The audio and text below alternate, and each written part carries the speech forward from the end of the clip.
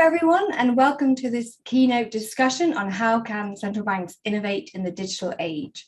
It's my great pleasure to welcome Xiaochen Zhang, Principal Manager with Amazon Web Services.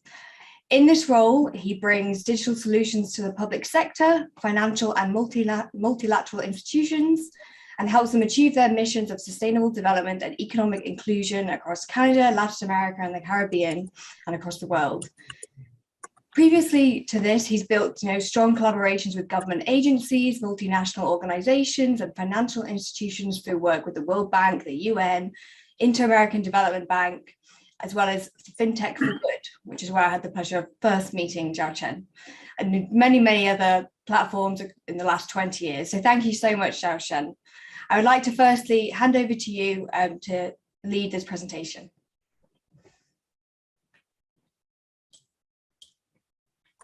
Thank you, Kitian, and thank you, everyone, and welcome to the symposium. And it's my great pleasure to just share some of the work that we have been doing in the past 2-3 years in helping central banks to just take on their innovation journey. And my name is Xiaochen Zhang, and I'm with AWS, and it's very clear that. We are in a very interesting time where emerging technologies are entering into everyone's life, and that is changing the business and also just impact the financial sector, including our public sector financial institutions such as the central banks. And central banks, as of now, that worldwide taking on innovation in a different way. And as of April 13th this year, the greening financial system network now consists of more than 100 members and 18 observers, and the network is trying to address the bigger risk from climate change, and more central bank and monetary authority are just participating in the network that shows the desire from the central banks and monetary authority to address the new risk arise from the system. And 87 countries representing over 90% of global GDP are exploring central bank digital currency, and this number was only 35 countries in 2020 in May. And another very interesting data point is, around 80% of central banks are discussing the topic of big data formally with their institution, and up from 30% in 2015, according to a BIS survey. So as you can see that central banks worldwide are really developing their new innovation strategy, where we categorize in 3 baskets, and they are working on managing the new risks. And they also are working to just managing the assets in a different way. And thirdly, that they are just coming up with a new strategy to managing data. So from the risk side, that's just to take a closer look as how central banks are really addressing climate-related risks, and what's they are doing now, and what are the challenges when they are trying to managing the risk. And as of now, we observed 3 broader category of actions taken by central banks, and they are helping the country to implement the decarbonization strategy, and then they help financial institutions and also the portfolio companies or assets under management to just managing physical and transition risks. They're also implementing ESG investing for the portfolio under the managed by the reserve manager of the central banks, and also started working with the financial institutions to introduce new green finance instruments such as green bonds, climate aligned finance, and many other instruments. And it's very clear that it's a big goal, and it's very new to the central bank's community. And of course, that's when you have this new mandate or new desire to just impact the whole economy, and where new tools are really important, where that many times we see that central banks community are looking for new tools to manage climate physical transition risk, and also they need to just have new tools to understand the whole value chain where that the greenhouse gas is generated, and how through tokenization, through different type of new innovation, which can reduce cost and improve effectiveness in carrying out green finance instruments. And another very interesting innovation which central banks are taking is around the digital asset and central bank digital currency. And as of now, that's many central banks, as earlier I shared the data, are exploring or even piloting, deploying central bank digital currency, and this number is just increasing on a daily basis. And many of the central banks also started to just develop and deploy of new digital assets. And it's very clear that from 2015 till now, that privately issued digital assets have reached a market cap over $3 trillion, according to the White House executive order.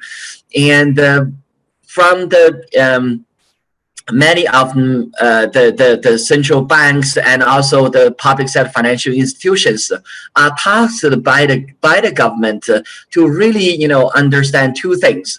One is that how to leverage digital assets as a new tool to just add liquidity to the asset under management, then to just also contribute to the bigger economic development goal set by the country. And on the other hand, digital assets, it has becoming a very important asset class, and where that generates new risk and also the new type of interactions or relationship, which may challenge the existing framework, and for the how to just for central banks enforcing regulations and monitor for illicit activities. That's not only important for the central banks, but also important for the tax agency, for the IRS or the tax. So many as SEC or security regulator, etc. So we are, for many of the government agencies who are impacted or want to just embracing digital asset, then they need to have new tools and solutions which can help them to fully engage in the digital asset and the CBDC space, both as a creator and as a regulator. And the third very important part within their innovation strategy is around managing data. And this is not only important for central banks, and this becoming data-driven business is becoming a very important phenomenon in the digital age or digital era, where that's many of the financial institutions started to leveraging data to just create new insights and also accelerate their innovation process. And as a regulator and also overseeing the monetary policy, and central banks need to also manage, access, analyze, and act on the data that they see down. And many times we see three categories of potential innovation which can help central banks. One is through migrating their data from the traditional infrastructure to the cloud. So to leverage cloud's capability to form new solutions to address the scalability, resilience, and the security-related issues around the data. And the second piece is really, to breaking down silos. So that's the the data can be put to work effectively across database, data lakes, and make data analytics and machine learning service possible. And the third important piece of that is data can just generate new insights and also help them to deliver new services, where that to leverage machine learning and advanced data analytics related tools, and where that central banks can really manage the system, make a smart decision real time. So as you can see, these are the three very broad category of innovation that we have observed in the recent years, where the central banks are trying to leverage emerging technology to advance their innovation agenda. So this is, on one side, this is impacted by their mandate, by the policy goals, and also by the changing or this market disruption that they're facing. And of course, that's another precondition is that it's also by the emergence and also the further deployment of new technologies such as Internet of Things, machine learning, artificial intelligence, VR, AR, and blockchain. So all of them can just run on a cloud infrastructure to make the most, to realize its true potential, where that's the innovation challenge which identified by the central banks can later be addressed by the solutions which are enabled by this new technology to create new innovation solutions. So this is the one diagram that I want to show the relationship that how the solutions are created leveraging emerging technology. So as AWS, and we have been working with the central banks, on a daily basis, and listening to their policy goals, and helping them to understand, what the solutions, what technologies might be available for them to just enable their bigger goals, and also support them in capacity development. And if they are ready to just build the solutions, and we provide services or reference architectures, so that they can build fast with scale, with security, and with resiliency. And here I listed 4 different type of services that we have been offering to central banks. And we have heard a lot that central banks are running new technology, but with legacy capacity, and where that's through the training program, we can help them to upscale their IT staff and also bring the right solution, right knowledge to their business folks as well. And through the building pillar, and where we can help them to just feel fast and succeed fast through working backward innovation approach that AWS and Amazon have been used for many years.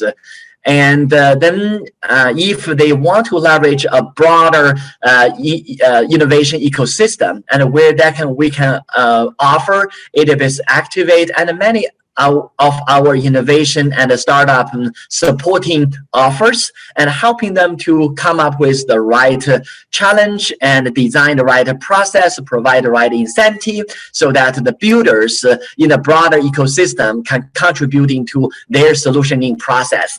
And lastly, that if they are running large scale infrastructure, and where that we can leverage AWS well-architected framework to support them to continue to integrate and also continue to deliver result. So those are the key innovation service that we have been using, supporting all the 3 core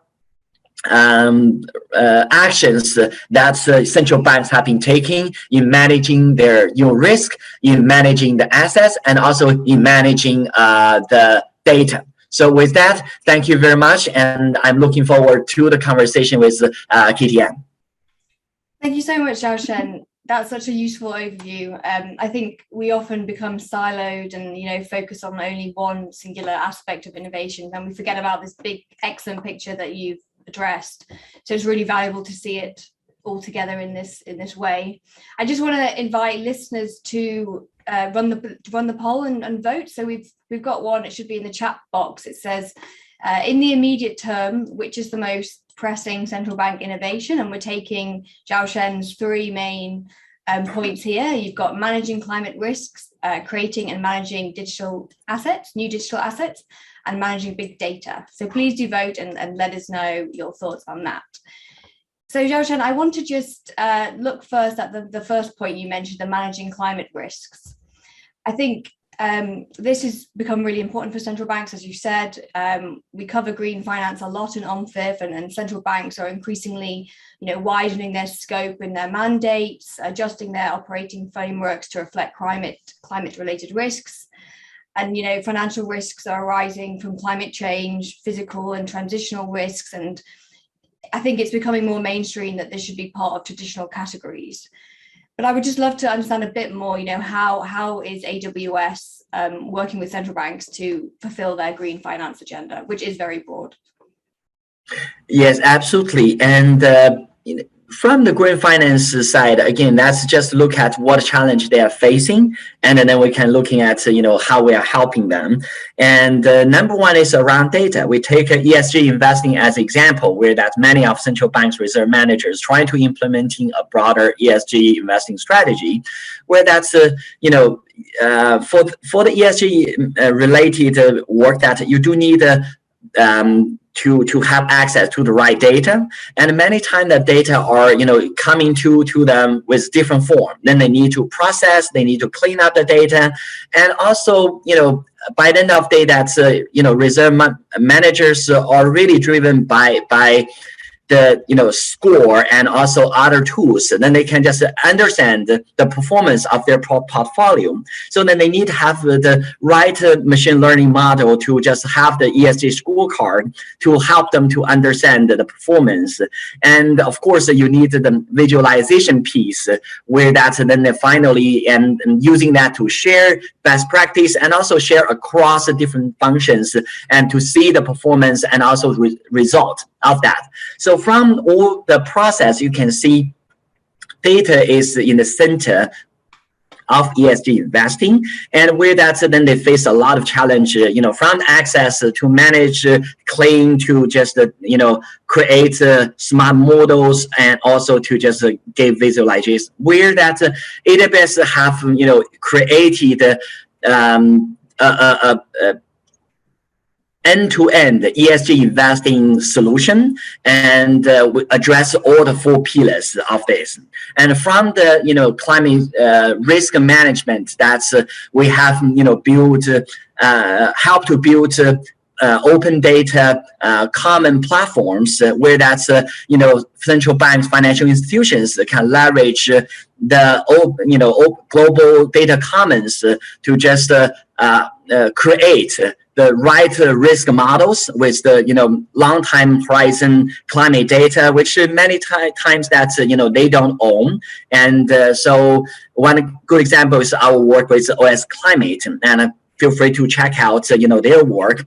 And the last piece around decarbonization, where that's central banks need to just help the financial institution to report their GHG emission, and also to bring the right solution, right incentive to the financial institutions, where that they need a platform to again informing the decision making, leveraging existing tools, and where we have an offer as a Carbon Lake, helping central bank and other actors to really leveraging all the emerging technologies to just create the decarbonization related scenarios. Then they know what action they should take. Yeah, no, that's excellent. I wanted to just hone in on those tools that you just mentioned. Lots of different technologies out there. You've got AI, Internet of Things, blockchain. And obviously with ESG, the importance of measurement and disclosure, as you've already mentioned, is crucial.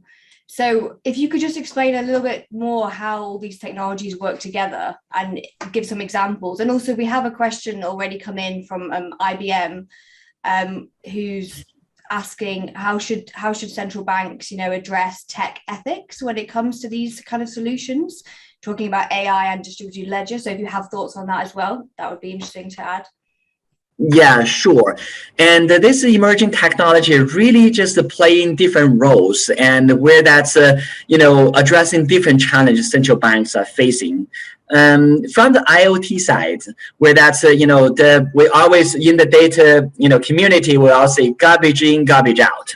So if you cannot control the what data you are going to collect, and also just make sure they are authentic and then the real data from the real time, and then potentially your model and the later process will be impacted. So IoT technology can really play that role, where that's to collect the right data from really the field, and then blockchain play a very important role here. That's all those data can be just recorded on the blockchain, so make sure that it's a tamper-proof, and also traceability related solution is being implemented, so then you can trace back who have done what, and with nobody can impact or tamper the data.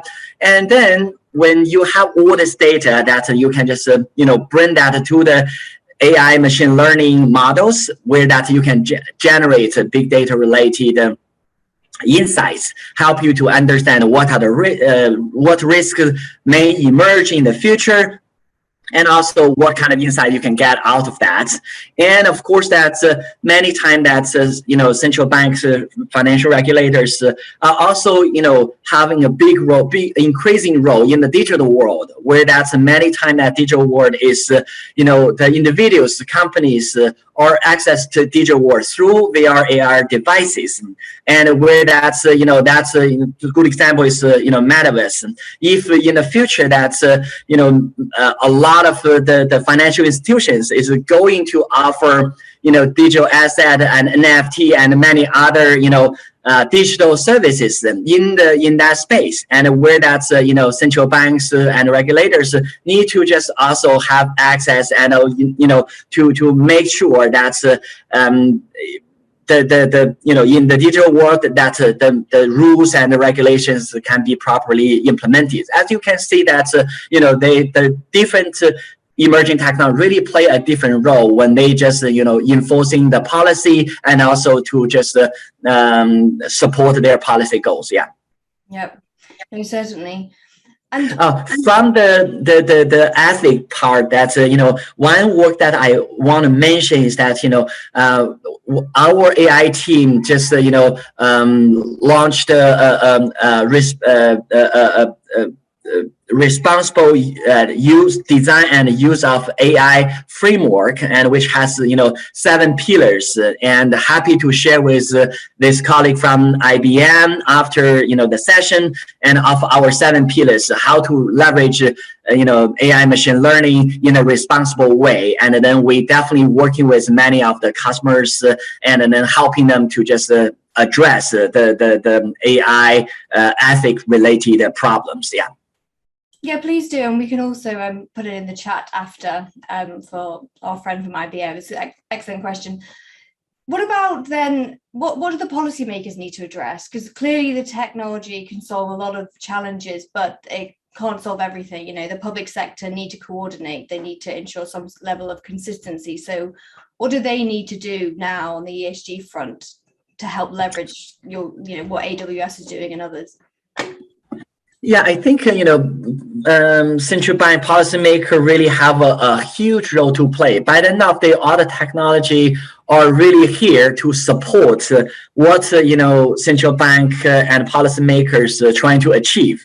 So number one is around the goal setting. So for the goal setting and the ambition, and a lot of time that's have to coming from the regulators, central banks, and that mandate. I think many times we see that it's the regulators asking the private sector to take action. So if the regulator want to have a bigger ambition, that have to down from regulation side.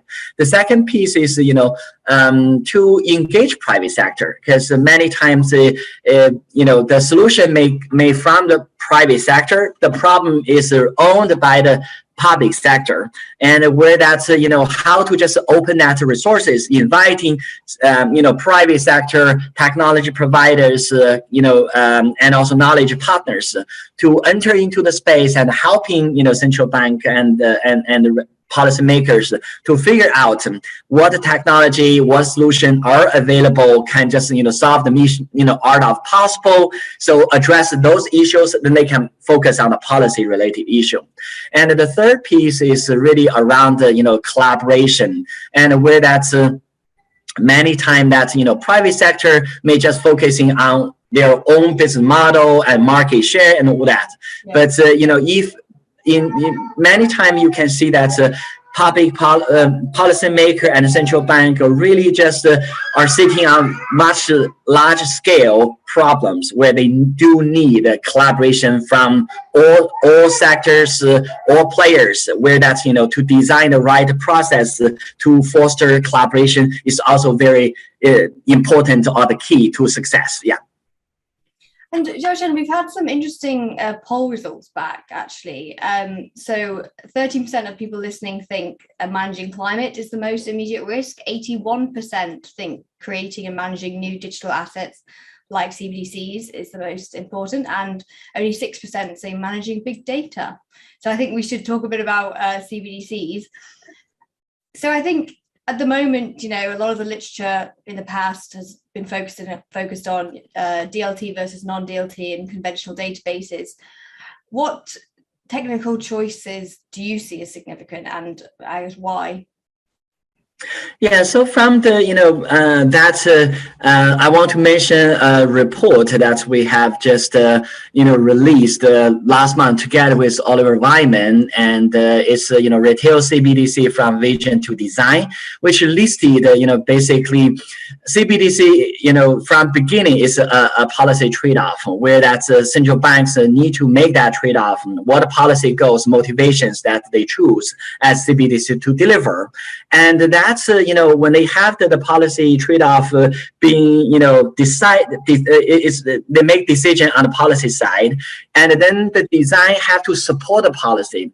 Design cannot really just sit by itself, say that's make a decision, we choose DLT or we choose a centralized database. And all that decision is really heavily rely on what policy goals. That's a policy trade-off that they have agreed on.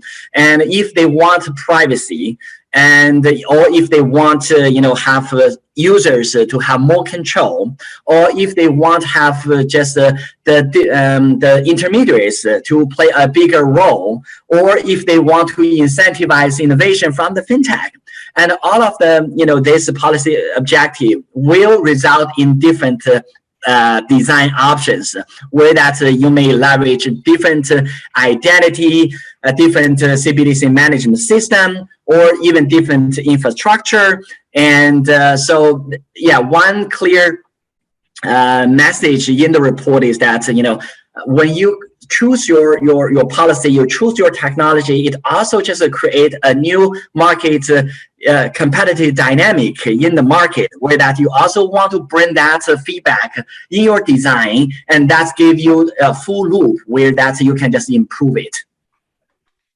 That's a really important point. Obviously, so any of the design choices that central banks make are going to affect fair competition, and they need to balance promotion of innovation with that, especially when it comes to user data and transaction data. And we actually did have a question on that, basically saying, does having a central bank act in this space as a creator and a regulator, how does this tilt the playing field? Do you want any extra thoughts to add on that, seeing as it's coming up a bit from the attendees? Yeah, and I think that is a question, in the future sessions, many speakers will discuss, including, my colleague Tracy, who will speak in a stablecoin session. She will also mention about, because we only have 1 minute or no, so I want to just mention, Xiaochen, apparently, I think we're okay for a minute. Yeah, and another opportunities that we can also just I will just send some comments from the chat later. But I also want to mention that May the 19th we have a CBDC event. And so that's that question actually is one of core questions we are going to address in that webinar. And feel free to check it out and from my LinkedIn, and I post there. Feel free to join. Yeah.